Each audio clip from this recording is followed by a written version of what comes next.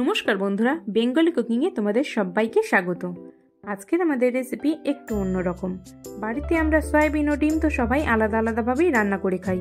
এইভাবে একবার সয়াবিন ও ডিম রান্না করে দেখো, রেসিপিটি হবে অসাধারণ। তো চলো দেখে নেওয়া যাক রেসিপিটা।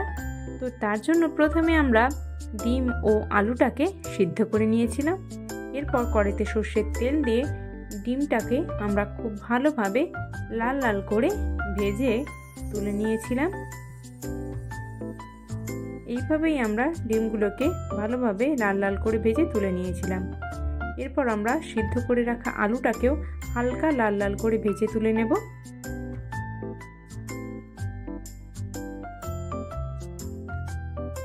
আলুগুলোকেও আমরা ঠিক এইভাবেই হালকা লাল করে ভেজে তুলে নিয়েছিলাম। এরপর ফোড়নে আমরা দিয়েছিলাম গোটা গরম মশলা, চিনি ও কুচনো পেঁয়াজ।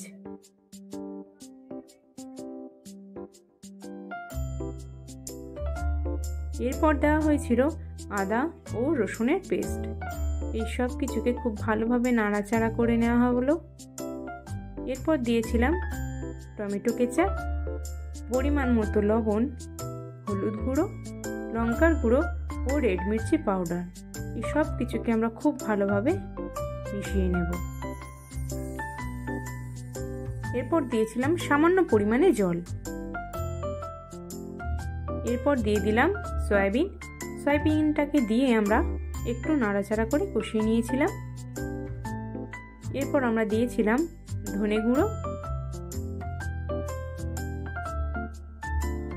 এরপর আগে থেকে ভেজে রাখা আলু ও ডিমগুলোকে দিয়ে দিলাম। এবার এই সব কিছুকে আমরা খুব ভালোভাবে কষিয়ে নেব খানিকক্ষণ। বেশ সুন্দর একটা গন্ধ বেরিয়েছে। এবার আমরা দিয়ে দেব পরিমাণ মতো জল।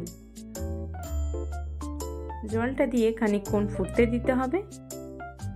ফুটে এলে উপর থেকে আমরা দিয়ে দিয়েছিলাম কাসুরি মেথি ও গরম মশলার গুঁড়ো। তো খুব সুন্দর একটা কালার চলে এসেছে, দেখো বন্ধুরা। তো এই হলো আমাদের আজকের রেসিপি, ডিম ও সয়াবিনের কারি। তো কেমন লাগলো রেসিপিটি অবশ্যই কমেন্টে জানাবেন। ভালো লাগলে এই রেসিপিটিতে একটি লাইক করে দেবেন। আর হ্যাঁ, আমাদের চ্যানেলে নতুন হয়ে থাকলে চ্যানেলটিতে সাবস্ক্রাইব করতে ভুলবেন না কিন্তু।